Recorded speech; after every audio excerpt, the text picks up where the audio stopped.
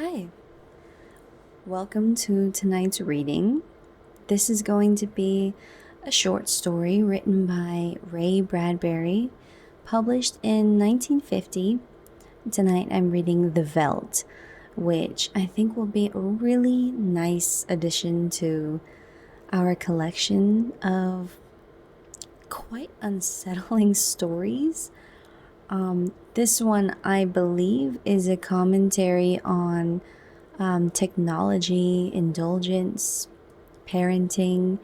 So it should be an interesting read to analyze afterwards. But I think it's a very short story. I've never read it before, but I'm excited to get into it. And then afterwards, after this, I will be getting back into Brave New World. I really bit off a lot, but I can chew it.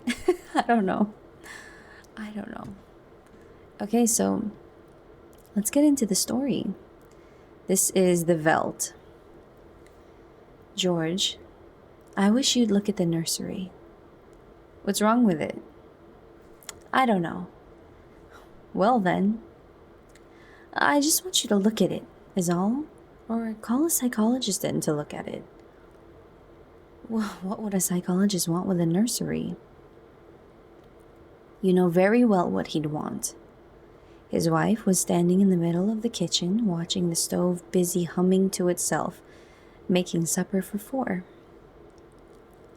It's just that it's different now than it was. All right, let's have a look. They walked down the hall of their happy life home, which had cost them $30,000 with everything included. This house, which clothed and fed and rocked them to sleep and played and sang, was good to them. Their approach was sensed by a hidden switch, and the nursery light turned on when they came within 10 feet of it. Similarly, behind them, in the halls, lights went on and off automatically as they left them behind. Well, said George Hadley, they stood on the grass-like floor of the nursery. It was 40 feet across by 40 feet long and 30 feet high. It had cost half again as much as the rest of the house. But nothing's too good for our children, George had said. The room was silent and empty. The walls were white and two-dimensional. Now, as George and Lydia Hadley stood in the center of the room, the walls made a quiet noise and seemed to fall away into the distance. Soon, an African Veldt appeared, in 3 dimensions, on all sides in color. It looked real to the smallest stone and bit of yellow summer grass. The ceiling above them became a deep sky with a hot yellow sun. George Hadley started to sweat from the heat. Let's get out of this sun, he said. This is a little too real, but I don't see anything wrong. Wait a moment, you'll see, said his wife. Now, hidden machines were beginning to blow a wind containing prepared smells towards the 2 people in the middle of the baked veldt. The hot straw smell of lion grass, the cool green smell of the hidden water hole, the strong dried blood smell of the animals, the smell of dust, like red pepper in the hot air. And now the sounds. The thump of a distant antelope feet on soft grassy ground, the papery rustle of vultures. A shadow passed through the sky. George Hadley looked up, and as he watched the shadow moved across with sweating face. Horrible creatures, he heard his wife say. The vultures. You see, there are the lions far over that way. Now they're on the way to the water hole. They've just been eating, said Lydia. I don't know what. Some animal. George Hadley put his hand above his eyes to block off the burning light and looked carefully. A zebra, Or a baby giraffe, maybe. Are you sure? His wife sounded strangely nervous. No, it's a little late to be sure, he said with a laugh. Nothing over there I can see but cleaned bone, and the vultures dropping for what's left. Did you hear that scream? She asked. No. About a minute ago. Sorry, no. The lions were coming. And again, George Hadley was filled with respect for the brilliant mind that had come up with the idea for this room. A wonder of efficiency selling for an unbelievably low price. Every home should have one. Oh, occasionally they frightened you with their realism. They made you jump, gave you a scare. But most of the time, they were fun for everyone. Not only your own daughter and son, but for yourself when you felt like a quick trip to a foreign land, a quick change of scenery. Well, here it was. And here were the lions now, 15 feet away. They looked so real, so powerful, and shockingly real that you could feel the hairs stand up on the back of your neck. Your mouth was filled with the dusty smell of their heated fur. The yellow of the lions and the summer grass was in your eyes like a picture in an expensive French wall hanging. And there was the sound of the lions' quick, heavy breaths in the silent midday sun, and the smell of meat from their dripping mouths. The lions stood looking at George and Lydia Hadley with terrible, green-yellow eyes. "Watch out!" screamed Lydia. The lions came running at them. Lydia turned suddenly and ran. Without thinking, George ran after her. Outside in the hall, after they had closed the door quickly and noisily behind them, he was laughing and she was crying, and they both stood shocked at the other's reaction. "George! Lydia! Oh, my dear, poor sweet Lydia! They almost got us!" "Walls, Lydia. Remember, glass walls, that's all they are. Oh, they look real, I must admit. Africa in your living room. But it's all created from three-dimensional color film behind glass screens. And the machines that deliver the smells and sounds to go with the scenery. Here's my handkerchief." "I'm afraid." She came to him and put her body against him and cried as he held her. "Did you see? Did you feel? It's too real." "Now, Lydia, you've got to tell Wendy and Peter not to read any more on Africa."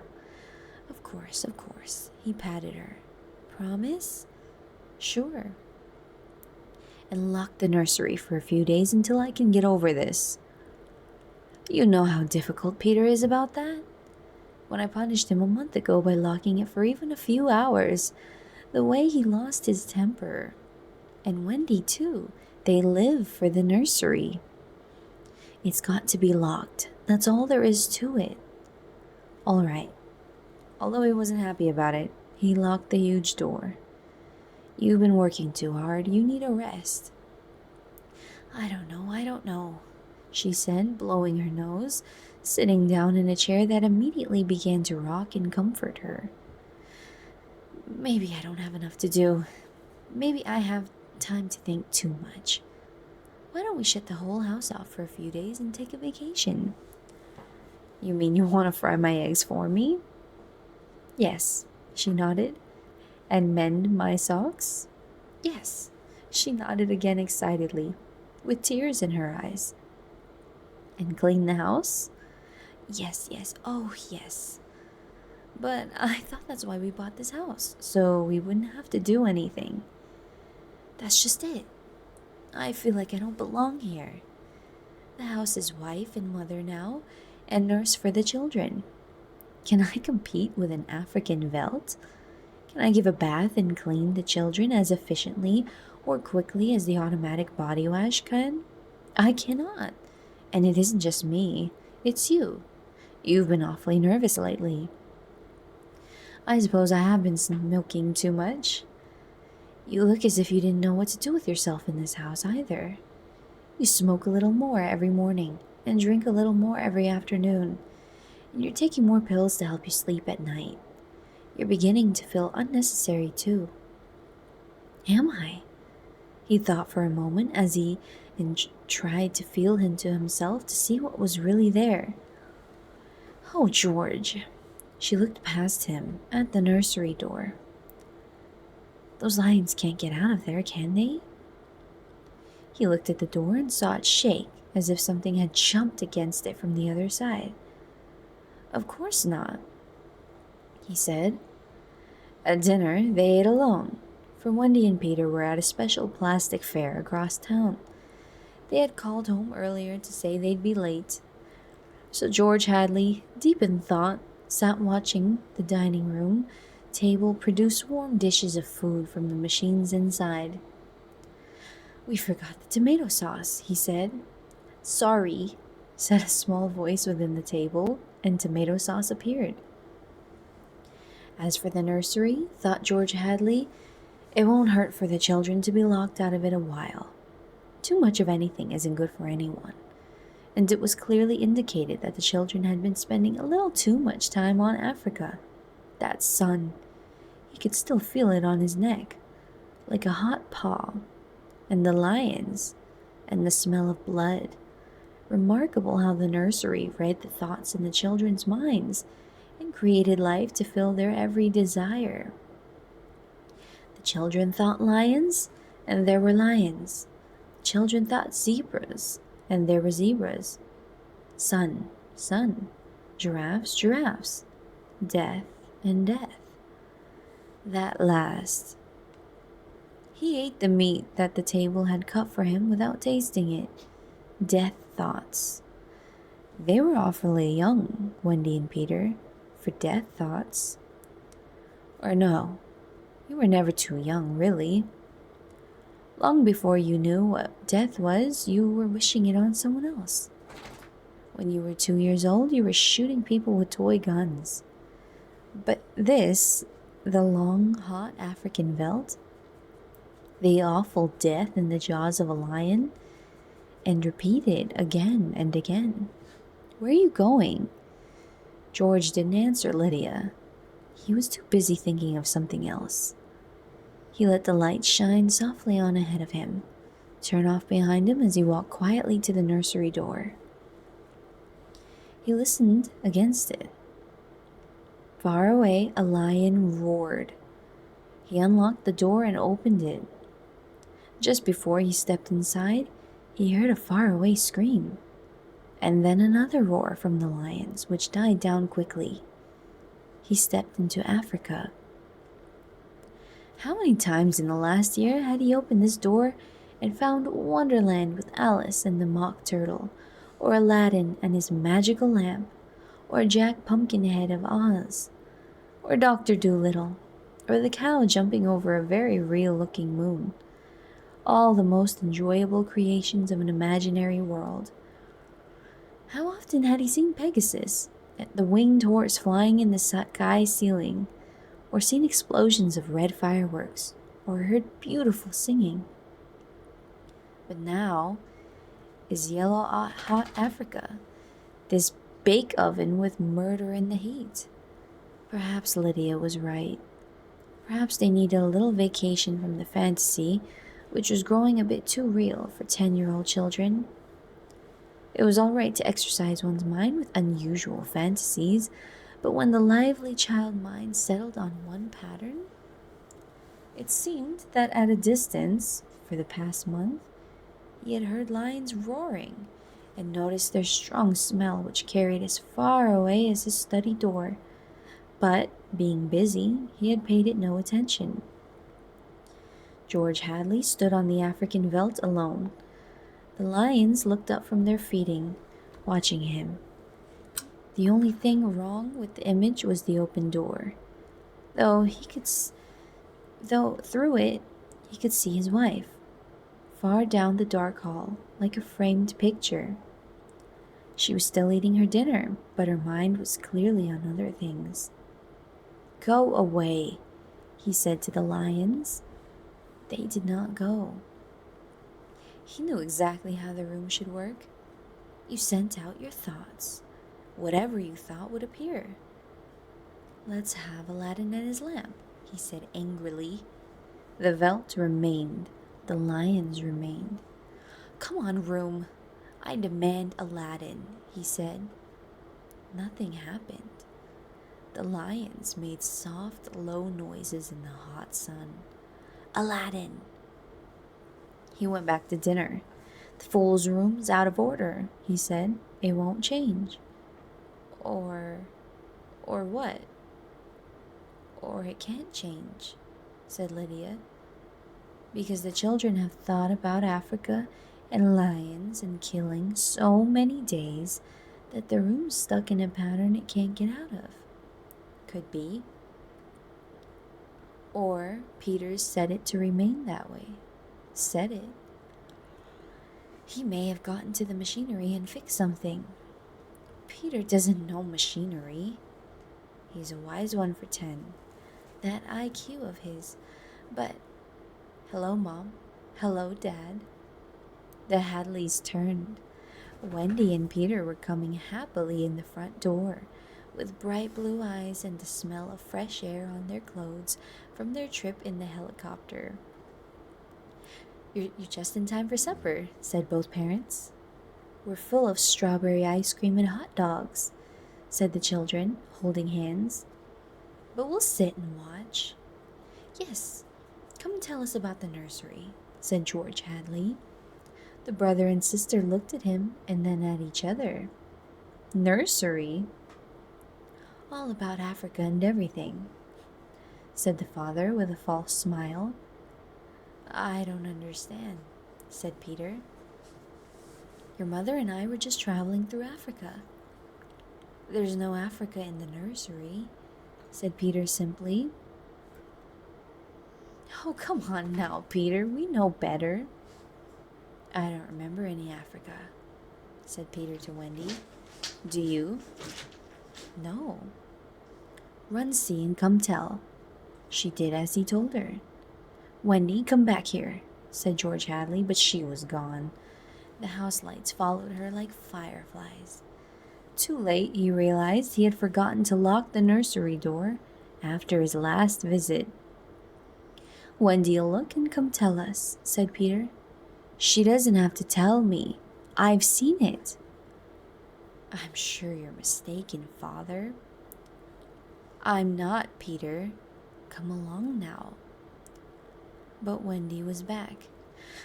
It's not Africa, she said breathlessly. We'll see about this, said George Hadley, and they all walked down the hall together and opened the door. There was a green, lovely forest, a lovely river, a purple mountain, high voices singing, and there was Rima the bird girl, lovely and mysterious. She was hiding in the trees with colorful butterflies, like flowers coming to life, flying about her long hair. The African Veldt was gone. The lions were gone. Only Rima was here now, singing a song so beautiful that it brought tears to your eyes. George Hadley looked in at the changed scene. Go to bed, he said to the children. They opened their mouths. You heard me, he said. They went off to the air tube, where a wind blew them like brown leaves up to their sleeping rooms.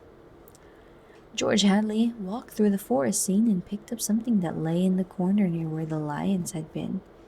He walked slowly back to his wife. What is that? She asked.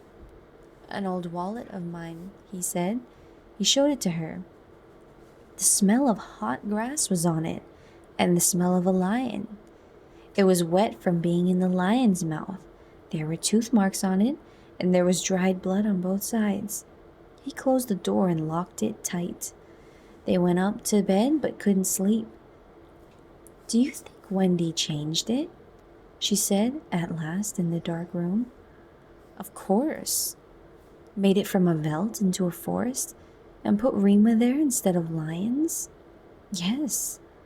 Why? I don't know, but it's staying locked until I find out. How did your wallet get there? I don't know anything, he said. Except that I'm beginning to be sorry we bought that room for the children. If children are suffering from any kind of emotional problem, a room like that, it's supposed to help them work off their emotional problems in a healthy way. I'm starting to wonder. His eyes were wide open, looking up at the ceiling. We've given the children everything they ever wanted. Is this our reward? Secrecy? Not doing what we tell them? Who was it said, children are carpets. They should be stepped on occasionally? We've never lifted a hand. They're unbearable, let's admit it. They come and go when they like. They treat us as if we were the children in the family. They're spoiled, and we're spoiled. They've been acting funny ever since you wouldn't let them go to New York a few months ago. They're not old enough to do that alone, I explained. I know, but I've noticed they've been decidedly cold towards us since. I think I'll have David McLean come tomorrow and have a look at Africa. But it's not Africa now, it's South America and Rima. I have a feeling it'll be Africa again before then. A moment later they heard the screams. Two screams. Two people screaming from downstairs. And then a roar of lions. Wendy and Peter aren't in their rooms, said his wife. He lay in his bed with his beating heart. No, he said. They've broken into the nursery. Those screams, they sound familiar. Do they? Yes, awfully. And although their beds tried very hard, the two adults couldn't be rocked to sleep for another hour. The smell of cats was in the night air. Father? Asked Peter the next morning. Yes. Peter looked at his shoes. He never looked at his father anymore, nor at his mother. You aren't going to lock up the nursery for good, are you? That all depends. On what? Said Peter sharply. On you and your sister. If you break up this Africa with a little variety, Sweden perhaps, or Denmark, or China, I thought we were free to play as we wished. You are, within reasonable limits. What's wrong with Africa, Father? Oh, so now you admit you have been thinking of Africa, do you? I wouldn't want the nursery locked up, said Peter coldly. Ever. Matter of fact, we're thinking of turning the whole house off for about a month. Live sort of a happy family existence. That sounds terrible. Would I have to tie my own shoes instead of letting the machine do it? And brush my own teeth? And comb my hair and give myself a bath? It would be fun for a change, don't you think? No, it would be horrible. I didn't like it when you took out the picture painter last month. That's because I wanted you to learn to paint all by yourself, son. I don't want to do anything but look and listen and smell. What else is there to do? All right, go play in Africa. Will you shut off the house sometime soon? We're considering it. I don't think you'd better consider it any more, Father. I won't have any threats from my son. Very well. And Peter walked off to the nursery. Am I on time? Said David McLean. Breakfast? Asked George Hadley. Thanks. Had some. What's the trouble? David, you're a psychologist. I should hope so. Well, then have a look at our nursery. You saw it a year ago when you dropped by. Did you notice anything unusual about it then? Can't say I did. The usual violences, a tendency toward a slight paranoia here or there. But this is usual in children because they feel their parents are always doing things to make them suffer in one way or another. But really nothing. They walked down the hall. I locked it up, explained the father, and the children broke back into it during the night. I let them stay so they could form the patterns for you to see. There was a terrible screaming from the nursery.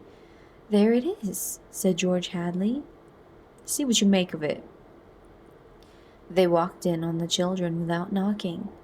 The screams had stopped. The lions were feeding. "Run outside a moment, children," said George Hadley. "No, don't change the mental picture. Leave the walls as they are. Get." With the children gone, the two men stood studying the lions sitting together in the distance, eating with great enjoyment whatever it was they had caught. "I wish I knew what it was," said George Hadley. "Sometimes I can almost see. Do you think if I brought high-powered binoculars here and—" David McLean laughed dryly. "Hardly." He turned to study all four walls. "How long has this been going on?" "A little over a month." "It certainly doesn't feel good." "I want facts, not feelings." "My dear George, a psychologist never saw a fact in his life. He only hears about feelings, things that aren't always clearly expressed. This doesn't feel good, I tell you. Trust me, I have a nose for something bad. This is very bad. My advice to you is to have the whole damn room torn down and your children brought to me every day during the next year for treatment." "Is it that bad?" "I'm afraid so. One of the original uses of this room was that so we could study the patterns left on the walls by the child's mind. We could study them whenever we wanted to and help the child. In this case, however, the room has become a means of creating destructive thoughts instead of helping to make them go away." "Didn't you sense this before?" "I sensed only that you had spoiled your children more than most. And now you're letting them down in some way." "What way?" "I wouldn't let them go to New York." "What else?" "I've taken a few machines from the house and threatened them, a month ago, with closing up the nursery unless they did their homework. I did close it for a few days to show I meant business." "Aha! Does that mean anything?" "Everything. Where before they had a Santa Claus, now they have a Scrooge. Children prefer Santa. You've let this room and this house replace you and your wife and your children's feelings. This room is their mother and father, far more important in their lives than their real parents. And now you come along and want to shut it off.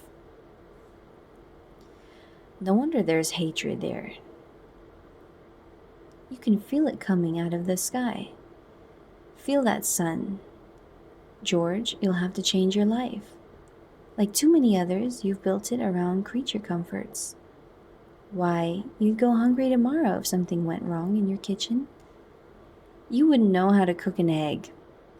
All the same, turn everything off. Start new. It'll take time, but we'll make good children out of bad in a year. Wait and see." "But won't the shock be too much for the children? Shutting the room up without notice for good?" "I don't want them going any deeper into this, that's all." The lions were finished with their bloody meat. They were standing on the edge of the clearing watching the two men. "Now I'm feeling worried," said McLean. "Let's get out of here. I never have cared for these damned rooms. Makes me nervous." "The lions look real, don't they?" said George Hadley. I don't suppose there's any way." "What?" "That they could become real?" "Not that I know."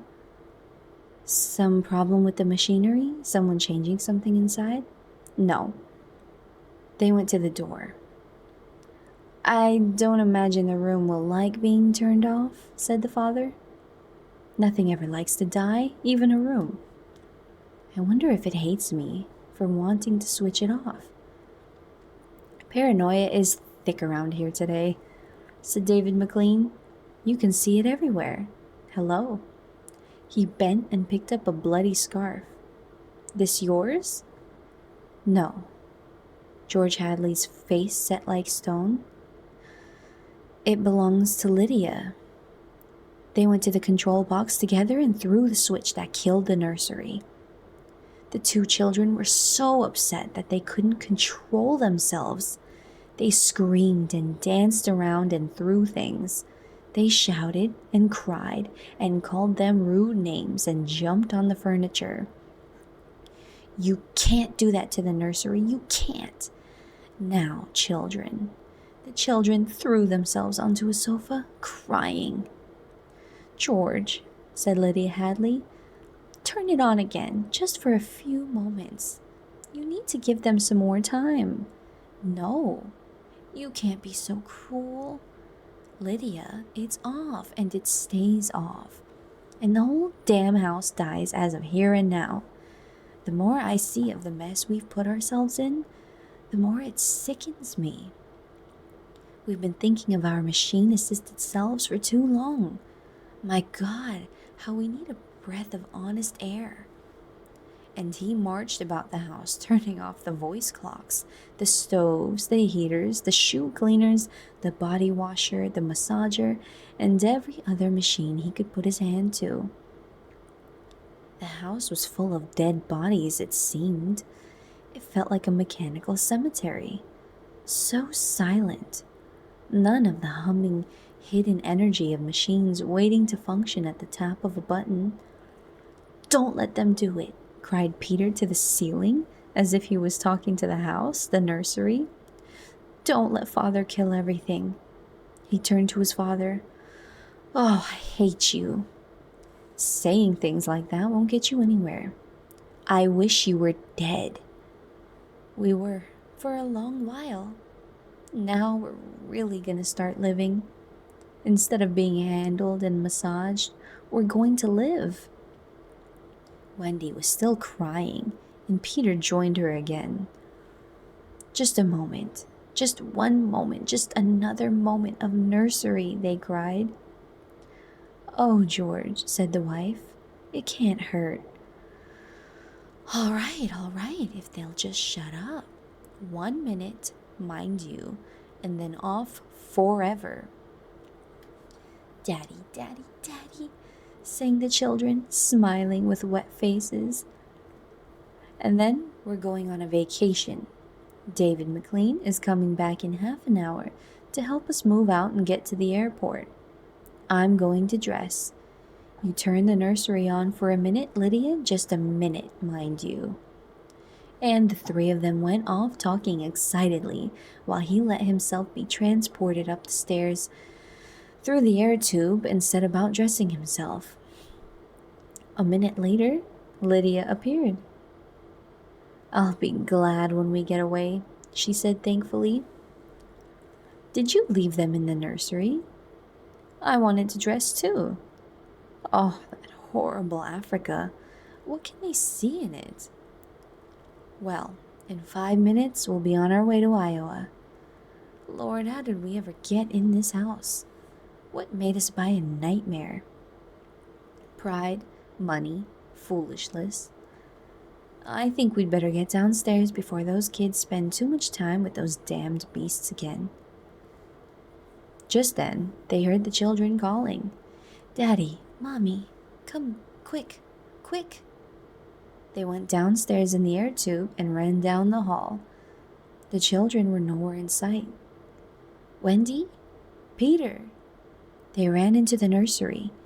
The Veldt was empty save for the lions waiting, looking at them. "Peter? Wendy?" The door closed loudly. "Wendy! Peter!" George Hadley and his wife turned quickly and ran back to the door. "Open the door!" cried George Hadley, trying the handle. "Why, they've locked it from the outside. Peter!" He beat at the door. "Open up!" He heard Peter's voice outside, against the door. "Don't let them switch off the nursery and the house," he was saying. Mr. and Mrs. George Hadley beat at the door. "No, don't be silly, children. It's time to go to Mr. McLean. He'll be here in a minute, and then they heard the sounds. The lions were on 3 sides of them in the yellow Veldt grass. They walked quietly through the dry grass, making long, deep rolling sounds in their throats. The lions! Mr. Hadley looked at his wife, and they turned and looked back at the beasts edging slowly forward, knees bent, tails in the air. Mr. and Mrs. Hadley screamed, and suddenly they realized why those other screams had sounded familiar. "Well, here I am," said David McLean from the nursery door. "Oh, hello."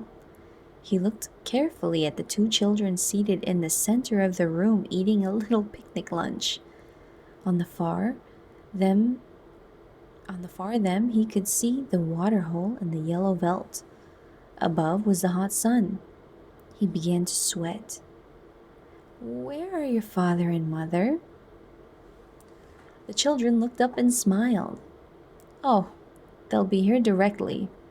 "Good. We must get going." At a distance, Mr. McLean saw the lions fighting over something, and then quieting down to feed in silence under the shady trees. He put his hand to his eyes to block out the sun and looked at them. Now the lions were done feeding. They moved to the water hole to drink. A shadow moved over Mr. McLean's hot face. Many shadows moved. The vultures were dropping down from the burning sky. "A cup of tea?" asked Wendy in the silence. And that's it. And that's the end of the story. I'm assuming they're dead. Dang. Well, that ended abruptly. I've never read this before, so I didn't know what to expect for the ending. Quite upsetting. I think the themes of overindulgence as a parent, that will be just a timeless commentary. This was in 1950, and it's not like we don't see any less of indulgent parenting, especially concerning technology. I mean, now it may not be a super high-tech advanced room, but it sure is iPads, iPhones, TVs, PlayStations, whatever. And there is a thread of violence in the theme, but I'm definitely not one to say video games leads to violence in young kids. I mean, I really don't know. But here, the technology was supposed to just keep them distracted, keep them happy. But instead, it really honed in on a very disturbing misdevelopment. I mean, they clearly had, at least Peter had violent thoughts about murder, the wild, the call of the wild, and everyone saw it coming. Everybody saw that this was a problem, and yet it just was so convenient not to really dive into that, wasn't it? I'm trying to look up when Peter Pan. Okay, so the kids' names were Peter and Wendy. Obviously, a nod to Peter Pan, where the two kids, they didn't want to grow up. They wanted to stay children forever. So, for sure, for sure, a nod to that theme. The children had no respect for the adults in their life, the parents, because they were just useless. They had a fantasy world to get to, and they had so much power. That's the thing. They were given such the illusion of power, and it really, I mean, I'm not gonna expand upon part of the plot that wasn't given, but I did want to sound like an old an old person and make a commentary on how young people are children are given so much artificial power and control over things like over things that stem from the imagination. And but even now it may not even be imagination. Right now it's just playing video games and having control over all of that. And in reality, that catches up with them because they don't have that control in reality. And obviously that's a downfall of that kind of parenting. Yeah, I'm not sure there's too much left to say from me, at least. I would appreciate if anyone leaves comments and has their own takes on it, because yeah, I really just take it as a story of the pitfalls of um, giving young minds such advanced creative technology that can turn around and be harmful for their development, and also just passive parenting, permissive parenting.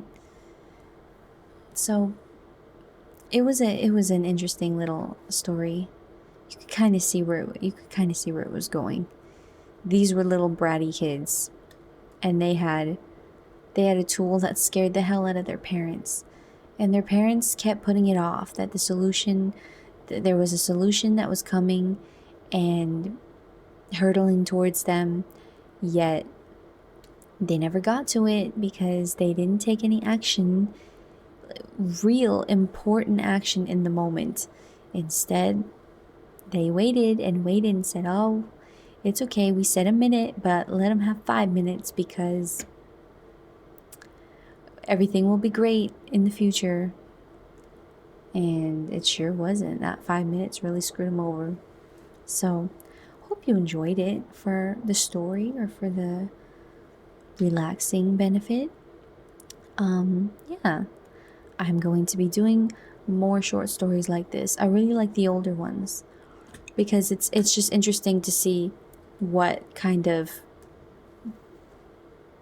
unsettling predictions they had for the future and if they really hold water to what issues we have now with all our technology. So, hope you enjoyed it, and if you want, check out some of the other videos, and I really appreciate you coming by to enjoy. So, thank you, and I'll see you next time.